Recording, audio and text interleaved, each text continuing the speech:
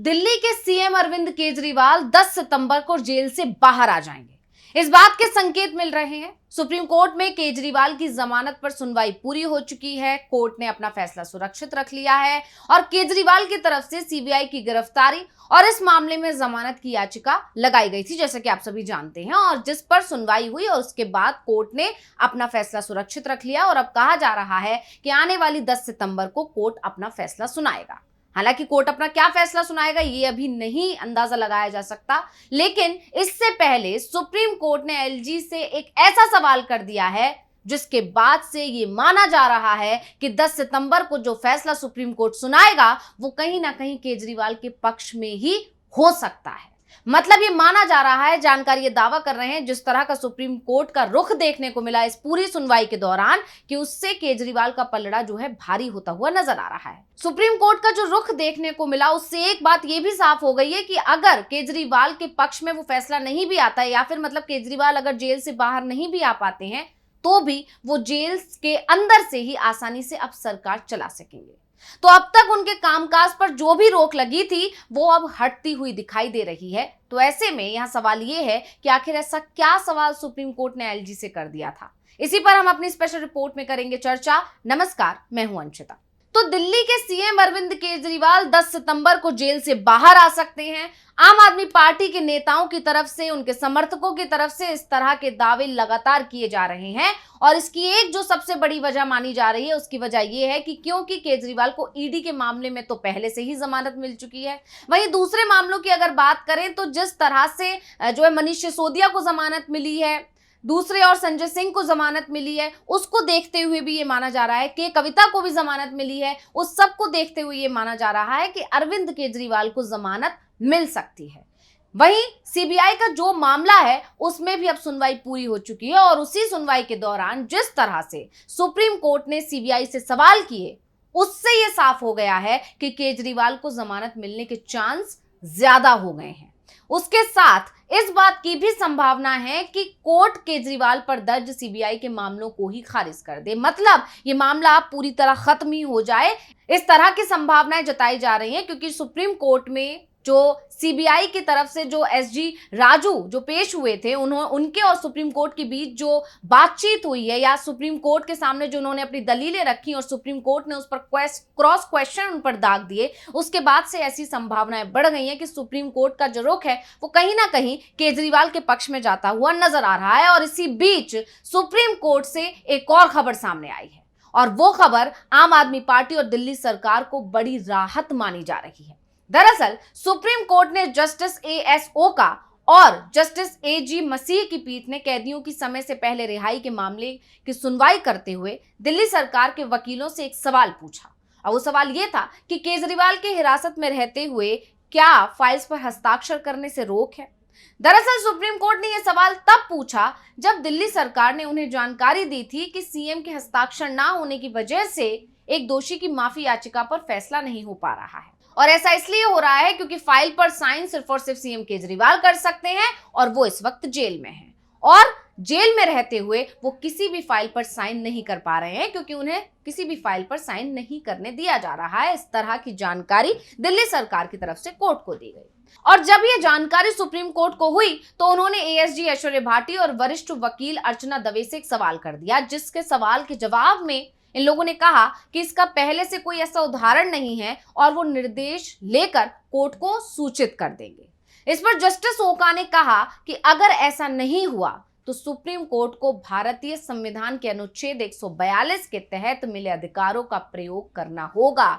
यानी साफ साफ सुप्रीम कोर्ट ने सख्त हिदायत दे दी कि अगर आप नहीं मानेंगे तो हम आदेश पारित कर देंगे और उसको आपको मानना ही पड़ेगा, और अगर आप ऐसा नहीं करेंगे तो ये उल्लंघन माना जाएगा। क्योंकि इन मामलों को इस तरह से अटकाया नहीं जा सकता, ये एक बहुत ही गंभीर मामला है। कोर्ट ने एएसजी भाटी से राज्य सरकार से निर्देश लेने को कहा और मामलों को 2 सप्ताह बाद के लिए सूचीबद्ध कर दिया। अब राज्य सरकार का मतलब दिल्ली की आम आदमी पार्टी की सरकार से माना जा रहा है। कोर्ट ने यह भी कहा कि मुख्यमंत्री के हस्ताक्षर नहीं करने से माफी वाले इन फाइल्स को आगे की कार्रवाई के लिए एलजी के पास नहीं भेजा जा पा रहा है।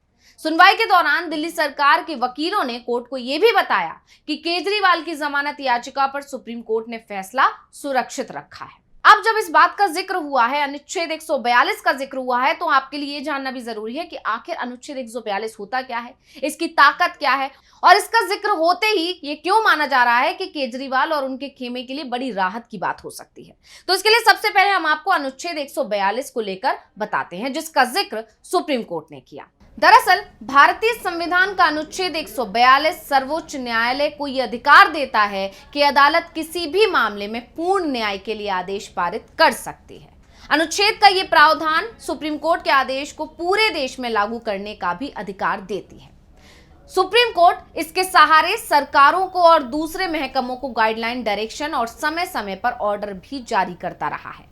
ये प्रावधान सुप्रीम कोर्ट को संविधान के संरक्षक के तौर पर स्थापित करती है, जहां नागरिकों को हासिल मूलभूत अधिकारों के हनन से लेकर और दूसरे कानूनों में खामियां पाए जाने पर अदालत इस आर्टिकल का इस्तेमाल कर सकती है। यानी साफ है कि सुप्रीम कोर्ट के पास एक बड़ी ताकत है आर्टिकल 142 के तौर पर, लेकिन यह किसी कानून को बाईपास नहीं कर सकता। एक ये भी इसमें प्रावधान है। 1998 में सुप्रीम कोर्ट बार एसोसिएशन और यूनियन ऑफ इंडिया के मामले में सुप्रीम कोर्ट ने यह माना कि अनुच्छेद 142 के तहत शक्तियां प्रकृति में पूरक हैं और इसका उपयोग किसी कानून को बदलने या फिर खत्म करने के लिए नहीं किया जा सकता। हाँ, कोई मान नहीं रहा है किसी चीज को या किसी चीज पर रोक टोक लगाई जा रही है, तब सुप्रीम कोर्ट अपनी इन शक्तियों का इस्तेमाल कर सकता है और आदेश दे सकता है। वैसे संविधान के अनुच्छेद 142 का इस्तेमाल सुप्रीम कोर्ट ने कई मौकों पर किया है, चाहे वो 6 से 14 बरस की उम्र के बच्चों को मुफ्त और अनिवार्य शिक्षा देने को लेकर सरकार को दिशा निर्देश हो, या फिर अंडर ट्रायल कैदियों की आधी सजा पूरी होने के बाद रिहाई का आदेश हो। इससे जुड़े फैसले सुप्रीम कोर्ट ने अनुच्छेद 142 से मिली शक्तियों के चलते दिए हैं।